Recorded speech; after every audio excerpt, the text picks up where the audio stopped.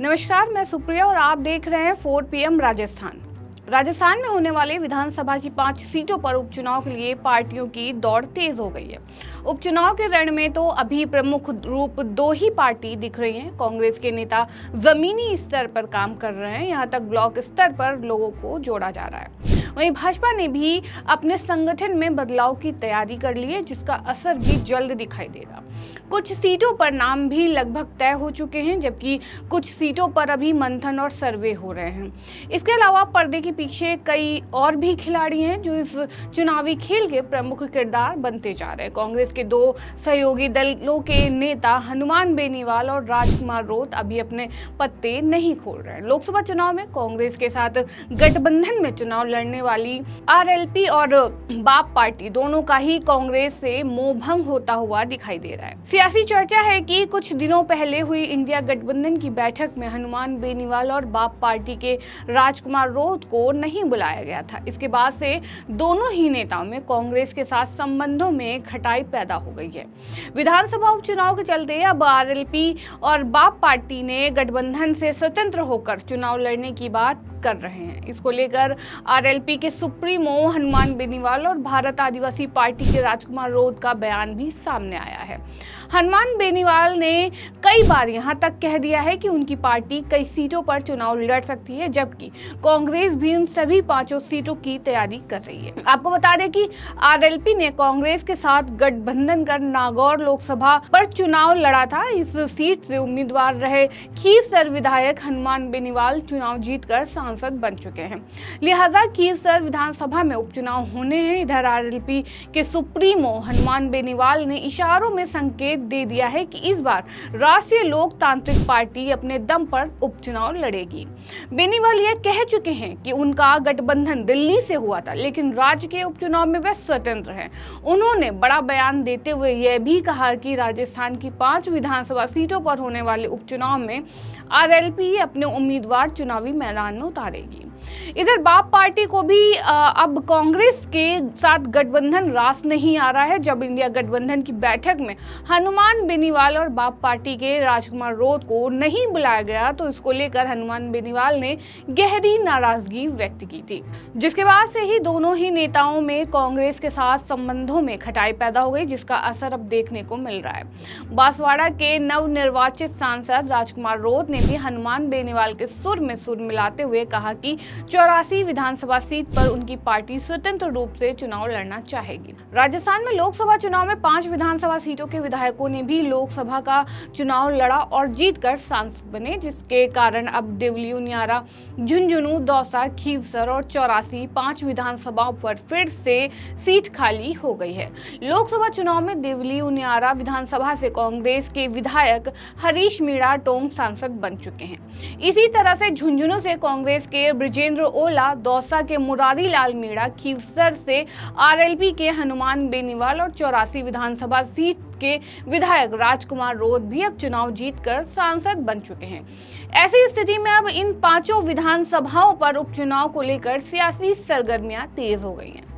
दूसरों पर परिवारवाद की उंगली उठाने वाली बीजेपी के कई दिग्गज नेता और जो इस उपचुनाव में अपना खेल कर सकते हैं, कोई अपने भाई तो कोई अपनी पत्नी के लिए टिकट चाह रहा है। इतना ही नहीं, खबर है कि इन दिग्गज नेता अपने पत्नी को दौसा से निर्दलीय मैदान में उतारना चाह रहे हैं। पहले उस नेता ने अपने भाई के लिए टिकट लेने की कोशिश की, लेकिन सफलता हाथ नहीं लगी। लोकसभा चुनाव में भी दौसा से उस नेता ने अपने भाई को टिकट दिलाने की कोशिश की, लेकिन वहां भी बीजेपी ने किसी दूसरे नेता को टिकट दे दिया था।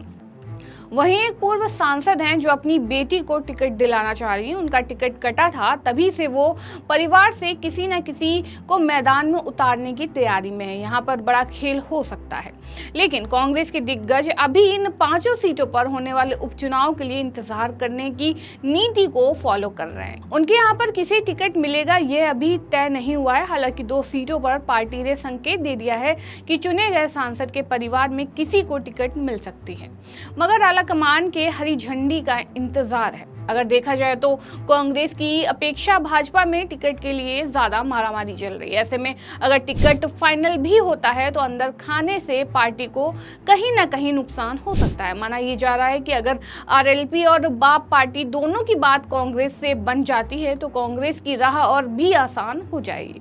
हालांकि लगभग सीटों पर कांग्रेस का पर्याप्त वर्चस्व है, लेकिन फिर भी आरएलपी और बाप पार्टी दोनों का ही साथ बेहद जरूरी होगा। वैसे भी जिन 5 विधानसभा सीटों पर उपचुनाव होने वाले हैं, इनमें से एक भी सीट बीजेपी के पास नहीं थी। तीनों सीटों पर कांग्रेस के विधायक थे, जबकि और 2 सीटों में से एक सीट पर राष्ट्रीय लोकतांत्रिक पार्टी और दूसरी सीट पर भारत आदिवासी पार्टी के विधायक थे। इन 5 सीटों में से एक भी सीट पर बीजेपी का विधायक नहीं था। ऐसे में विधानसभा उपचुनाव में बीजेपी के पास खोने को कुछ नहीं है।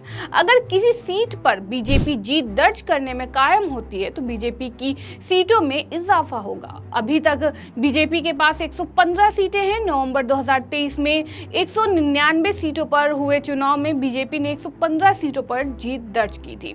कांग्रेस प्रत्याशी रहे गुरमीत सिंह कुन्नर के निधन के चलते एक सीट पर चुनाव टल गए थे। बाद में चुनाव हुआ जिसमें दिवंगत गुरमीत सिंह कुन्नर के बेटे की कांग्रेस प्रत्याशी की जीत हुई थी। हालांकि उपचुनाव की सभी 5 सीटों पर चुनाव जीतने के लिए भारतीय जनता पार्टी विशेष रणनीति बना रही है। पार्टी के वरिष्ठ नेताओं ने एक बार फिर मंडल स्तर और बूथ स्तर के पदाधिकारियों और कार्यकर्ताओं को टटोलना शुरू कर दिया है। स्थानीय लेवल पर पार्टी को मजबूत करने के लिए पूरा जोर लगाया जा रहा है। ज्यादा से ज्यादा मतदाताओं तक पहुंचकर उन्हें केंद्र सरकार की उपलब्धियां बताई जा रही हैं। उपचुनाव की तारीख नजदीक आने तक हर क्षेत्र में पार्टी के बड़े नेताओं की रैलियां भी होंगी। खींवसर में बीजेपी को जीत की काफी उम्मीद है, क्योंकि पिछले दिनों हुए चुनाव में हनुमान बेनीवाल की जीत का अंतर काफी कम था। भारतीय जनता पार्टी झुंझुनू विधानसभा सीट को भी कांग्रेस से छीनने की कोशिश में है। दौसा, टोंक और 84 में कांग्रेस और भारत आदिवासी पार्टी का बोलबाला ज्यादा है। ऐसे में इन तीनों सीटों पर बीजेपी को काफी जोर आने वाला है। हालांकि पार्टी के नेताओं ने दौरे करके लोगों की भावनाओं को टटोलना शुरू कर दिया है। बीजेपी प्रदेश अध्यक्ष की कमान संभालते ही मदन सिंह राठौर ने अपना पूरा फोकस 5 विधानसभा सीटों के उपचुनाव के जीत के रोड मैप को बनाने पर दिया है। पदभार ग्रहण के दूसरे ही दिन आज मदन राठौर ने पार्टी दफ्तर में खींवसर और झुंझुनू विधानसभा सीट को लेकर पार्टी नेताओं कार्यकर्ताओं के साथ बैठक की। राठौर ने फीडबैक लिया और जरूरी दिशा निर्देश दिए। मदन राठौर ने कहा कि 5 विधानसभा सीट पर पार्टी सत्ता और संगठन के तालमेल से चुनाव जीतेगी। बता दें कि सीपी जोशी के अध्यक्ष पद से इस्तीफे की पेशकश के बाद मदन राठौर को राजस्थान बीजेपी का अध्यक्ष बनाया गया। मदन राठौर राजस्थान में बड़े ओबीसी नेता हैं। अब भाजपा ने उन्हें प्रदेश अध्यक्ष बनाकर उपचुनाव से पहले जातीय समीकरण साधने की कोशिश कर रही है। जानकारों की माने तो भाजपा में विधानसभा सीट पर प्रत्याशियों के चयन के लिए प्रक्रिया शुरू हो गई है। चुनाव के लिए बनाई गई कमेटी ने काम शुरू कर दिया है। फीडबैक के आधार पर ही टिकट दिए जाएंगे। सरकार की बजट घोषणा को तुरंत प्रभाव से लागू करने में ब्यूरोक्रेसी एक्टिव हो गई है, लेकिन अभी तक कांग्रेस की तरफ से सीट बंटवारे को लेकर कोई पहल नहीं कर रही है। अभी कांग्रेस इस कोशिश में नजर आ रही है कि आरएलपी और बाप पार्टी दोनों से ही कांग्रेस की बिगड़ी हुई बात बन जाए, क्योंकि अगर ऐसा हुआ तो कांग्रेस की राह और भी आसान हो जाएगी। फिलहाल अब देखना है कि कांग्रेस और भाजपा के साथ साथ बाकी पार्टियों के धुरंधर कब तक मैदान में आते हैं। इस खबर में इतना ही। तब तक के लिए देखते रहिए 4 PM राजस्थान। धन्यवाद।